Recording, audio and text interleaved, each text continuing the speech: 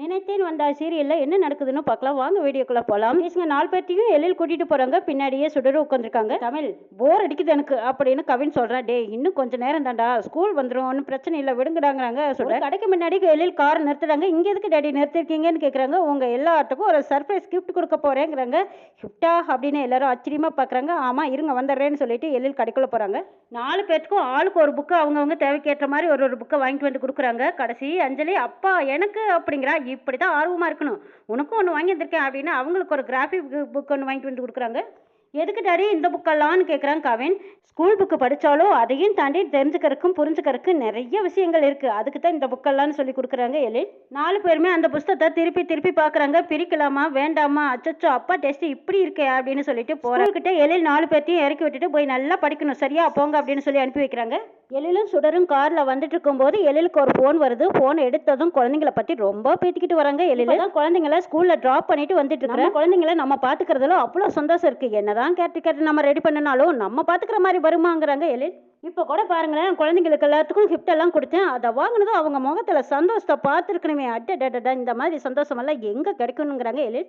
இந்த மாதிரி அடிக்கடி குழந்தைகளுக்கெல்லாம் கிஃப்ட் கொடுத்து அவங்களுக்கு அடிக்கடி சர்ப்ரைஸ் கொடுத்துக்கிட்டே இருக்கணும், அப்போ தான் அவங்க ரொம்ப ரொம்ப சந்தோஷப்படுவாங்கன்னு எழில் ரொம்ப பெருமையாக சொல்லிக்கிட்டு வராங்க. சுடர் கவின் சொன்னதை யோசிச்சு பார்க்குறாங்க. போர் அடிக்குது தமிழ், ஏன் தான் இவங்களோட வந்தோமோன்னு இருக்குங்கிறாங்க. நினச்சி பார்த்தா சுடர் சிரிக்கிறாங்க. சுடர் சிரிக்கிறத பார்த்துட்டு சரி காலை கட் பண்ணுங்க, நான் கொஞ்சம் நேரத்தில் கூப்பிடுறேன்னு ஃபோனை கட் பண்ணுறாங்க. எழில் எதுக்கு சிரிக்கிறேன்னு கேட்குறாங்க. ஒன்றும் இல்லை சார்ங்கிறாங்க தமிழ். என்னைய கிண்டல் பண்ணி சிரிக்கிற மாதிரியே இருக்குது, எதுக்கு சிரிச்சேன்னு கேட்குறாங்க எழில். என்ன சார் ஒரு ஜனநாயக நாட்டில் சிரிக்க கூட உரிமை இல்லையே என்னன்னு கேட்குறாங்க தமிழ். எதுக்கு சிரிச்சா இப்போ உண்மையை சொல்ல போறியா இல்லையா அப்படின்னு எழில் கேட்குறாங்க. ஆமாம் சார் பின்ன என்ன சார், நீங்கள் பண்ணுறதெல்லாம் பார்க்கும்போது எனக்கு சிரிப்பு தான் வருது. நான் என் பசங்களை பெட்டராக பார்த்துக்கிறேன், அதுவும் உன்னை விட பெட்டராக பார்த்துக்கிறேன், அதனால தான் உனக்கு என்னை பார்க்கும்போது பொறாமையாக இருக்குங்கிறாங்க எழில். சார் எனக்கு எதுக்கு சார் பொறாமை, என்னோட குழந்தைங்க என்கிட்ட ரொம்ப அட்ராக்டாக இருக்கிறாங்க இல்லையா, அதனால தான் உனக்கு பொறாமைன்னு சொல்கிறாங்க எழில். சார் நான் ஒன்று கேட்குறேன், நீங்கள் தப்பாக எடுத்துக்காதீங்க, நீங்களே ஃபிக்ஸ் பண்ணிக்கிட்டீங்களா உங்ககிட்ட குழந்தைங்க ரொம்ப அட்ராக்டாக இருக்காங்கன்னு நினச்சிக்கிட்டீங்களா? ஏன் அதில் என்ன சந்தேகம் இருக்குது, நான் குழந்தைங்களுக்கே கிஃப்ட் கொடுக்கும்போது அவங்க முகத்தில் எவ்வளோ சந்தோஷம் பார்த்தீங்களேன்னு கேட்குறாங்க. நான் எல்லாத்தையும் பார்த்துக்கிட்டு தான் இருக்கேன், நீங்கள் தான் சரியாக பார்க்கல, வேணா பின்னாடி திரும்பி பாருங்கிறாங்க. பின்னாடியா அப்படின்ட்டு எழில் திரும்பி பார்க்குறாங்க. அவங்க கிஃப்டெல்லாம் ஓரமாக காருக்குள்ளே கிடக்குது. எழில் பார்த்ததும் சுடர் நில சிரிப்பு அடக்க முடியல சிரிக்கிறாங்க. சார் குழந்தைங்களுக்கு இதெல்லாம் பிடிக்கும்னு உங்களுக்கு யார் சார் சொன்னாங்க? குழந்தைங்களுக்கு அதுவும் ஸ்கூல் படிக்கிற பிள்ளைங்களுக்கு இந்த மாதிரி புக்கெல்லாம் யாராவது கொடுப்பாங்களா சார்? நீங்கள் செஞ்சது நினச்சா எனக்கு சிரிப்பு தான் வருது. குழந்தைங்களுக்கு கிஃப்ட் கொடுக்க நினச்சது தப்பில்லை, ஆனால் அது எந்த மாதிரி கிஃப்ட் கொடுக்கணும்னு நீங்கள் யோசிச்சா செஞ்சுருக்கணும். அவங்களுக்கு என்ன கிஃப்ட் பிடிக்கும்னு தெரிஞ்சுக்கிட்டு வாங்கி கொடுக்கணும். உங்களுக்கு பிடிச்சதை நீங்கள் வாங்கி கொடுக்கக்கூடாது சார். உங்களுக்கு பிடிச்ச கிஃப்ட் நீங்க வாங்கி கொடுத்ததும் உங்க கிஃப்ட் எல்லாம் எங்க இருக்கு பாருங்கன்னு சொல்றாங்க. திரும்பி பார்த்ததும் பகிர்ங்குது. என்னடா இது இப்படி வச்சுட்டு போயிட்டாங்களே, இவ வேற கிண்டல் அடிக்கிறாளேன்னு பார்த்துக்கிட்டே வராங்க. அதுவா வாங்கினதும் மறந்துட்டாங்க போல இருக்கு, ஸ்கூலுக்கு போற அவசரம் இல்லையா, மறந்து வச்சுட்டு போயிட்டாங்கிறாங்க. ஓ ஒரே நேரத்தில் 4 பேர் மறந்துட்டாங்களோன்னு கேட்குறாங்க சுடர். ஏன் 4 பேர் ஒரே டைம்ல மறக்க மாட்டாங்களா என்ன அப்படின்னு சமாளிக்கிறாங்க.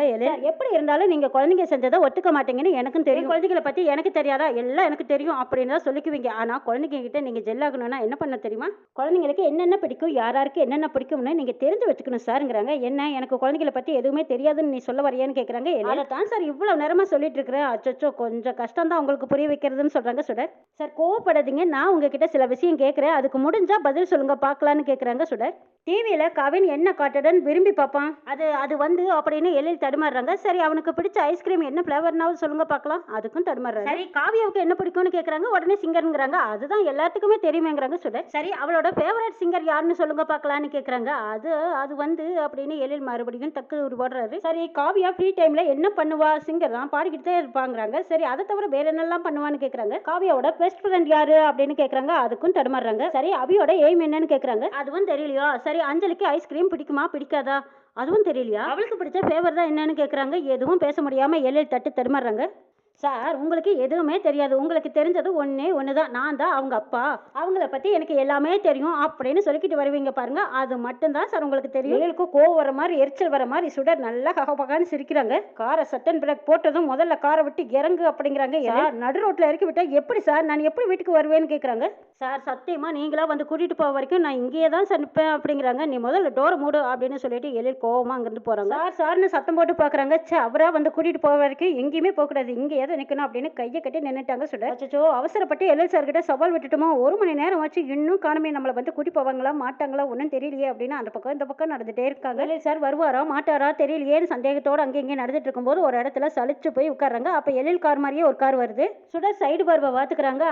எனக்கு தெரியும் சார் எப்படியே என்ன கூட்டி போக வருவீங்கன்னு எனக்கு தெரியும், கூட்டத்தையும் போகக்கூடாது, நம்ம கொஞ்சம் நேரம் பில்டப் பண்ணணும் அப்படின்னு நினச்சிக்கிட்டு சுடர் அந்த பக்கம் திரும்பி காரில் இருக்கிறவங்க சுடர் கிட்ட அட்ரஸ் கேட்கறக்காக இந்த பக்கமா போனா புதுப்பேட்டை வருமானு கேட்குறாங்க. ஏதோ புதுப்பேட்டையா அவர் எங்க அப்படின்னு கேட்குறாங்க. எவருன்னு கேட்குறாரு அந்த நபர். என்ன கூட்டிகிட்டு போறதுக்கு தான் உங்களை அனுப்பிச்சாருன்னு நினைச்சேனேங்கிறாங்க. ஏதோ உங்களை கூட்டிகிட்டு போறக்கா அப்படின்னு கேட்குறாங்க.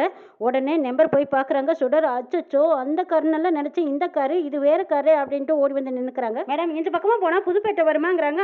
போனீங்கன்னா கண்ணமாப்பேட்டையே வரும் போங்கங்கிறாங்க. லூசு அப்படிங்கிறாங்க. யார்டா லூசு? ஏண்டா இவ்வளோ பேர் இருக்காங்க இந்த ரோட்டில், நீ என்கிட்ட வந்து அட்ரஸ் கேட்டுட்டு என்னையே லூசுங்கிறியா? நீ தாண்டா லூசு, வேறு யாரும் லூசு இல்லை அப்படின்னு சுடர் அவங்க கோவத்தையெல்லாம் அந்த நபர் மேலே கொட்டி தீக்குறாங்க. வாங்கி பிடிச்சி வர சொல்லிட்டு போகிறாங்க. அச்சோ எல்எல் சார் போகிறவங்க வரவங்ககிட்டலாம் என்ன சண்டை போடுற மாதிரி வச்சுட்டு போயிட்டாரே சா அப்படின்னு சொல்லிட்டு கல்லை தூக்கி வீசிடுறாங்க.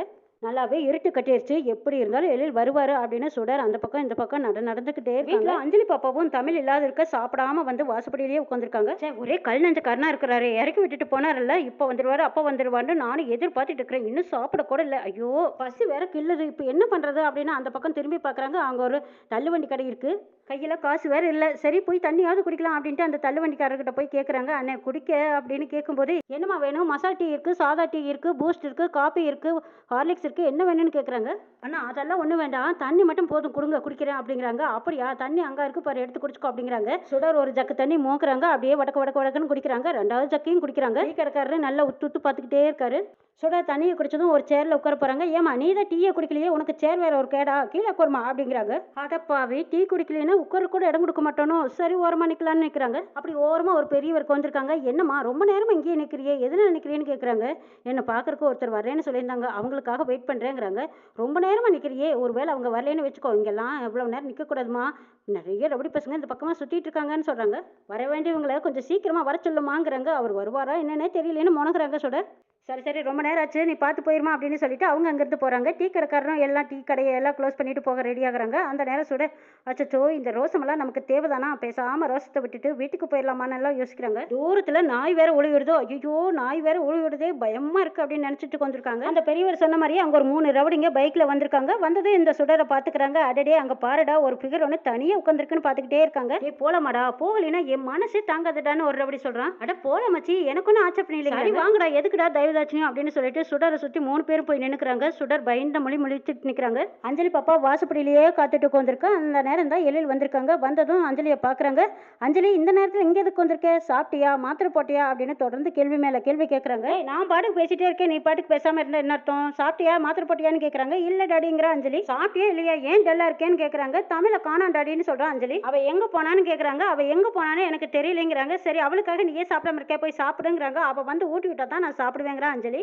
அங்கே பாட்டி வராங்க. பாட்டி வந்ததும் அஞ்சலி எவ்வளோ நேரம் தான் இங்கேயே கொண்டிருப்பேன், உள்ள வான்னு கூப்பிடுறாங்க. இல்லை நீயும் வந்துட்டியா? அஞ்சலி ஸ்கூல் விட்டு வந்ததுலேருந்து இங்கே எதப்பா கொண்டிருக்கா? ஏமா அந்த பொண்ணு எங்கே போயிட்டா? அதம்மா தமிழ் சுடர் அப்படின்னு உளறி கொட்டுறாங்க. அதம்மா ஹேட்டிக் பொண்ணு அவள் எங்கே போயிட்டான்னு கேட்குறாங்க. என்ன இல்லை என்கிட்ட வந்து கேட்குற, நீயும் தமிழும் தானே காலையில் இந்த குழந்தைங்களை ஸ்கூலில் ட்ராப் பண்ணுறேன்னு போனீங்க, அவள் இன்னும் வீட்டுக்கே வரல, நான் உன் கூட தான் ஹாஸ்பிட்டலில் இருக்கிறாலும் நான் நினச்சேங்கிறாங்க பாட்டி. அம்மா அவள் எதுக்கு நான் ஹாஸ்பிட்டல் கூட்டிகிட்டு போகிறேன்னு கேட்குறாங்க. எங்கேப்பா போயிட்டான்னு கேட்குறாங்க பாட்டி. எல்லாம் யோசிச்சு பார்க்குறாங்க. இறங்குன்னு சொன்னேன்னு இறங்க சொல்கிறாங்க. அதுக்கப்புறம் சார் நீங்களாம் வந்து கூட்டிகிட்டு போக வரைக்கும் நான் இங்கே தான் சார் இருப்பேன்னு சொன்னதை நினச்சி பார்க்குறாங்க. சத்தியமா நீங்களே வந்து கூட்டிகிட்டு போக வரைக்கும் இதே இடத்துல இங்கேயே தான் இருப்பேன்னு சொன்னதை நினச்சி பார்த்தா எழில் திரும்பவும் அந்த இடத்துக்கு போகிறாங்க. தேடி பார்க்குறாங்க. இங்கே தானே இருக்கட்டும், எங்கே போயிருப்பா அப்படின்னு சுற்றி முற்றி பார்த்துட்டு இருக்கிறாங்க. அங்கே 3 ரவுடிங்க ஒரு வயசான ஐயா எல்லாரும் சுற்றி உட்காந்து பார்த்துட்டே இருக்காங்க. அச்சோ என்னாச்சுன்னு தெரியலையே அப்படின்னு எழில் அந்த பக்கமாக போய் பார்க்குறாங்க. சுடருக்கு என்னாச்சுன்னு தெரியல. என்ன நடந்ததுன்னு நம்ம நாளை எபிசோடில் பார்க்கலாம்.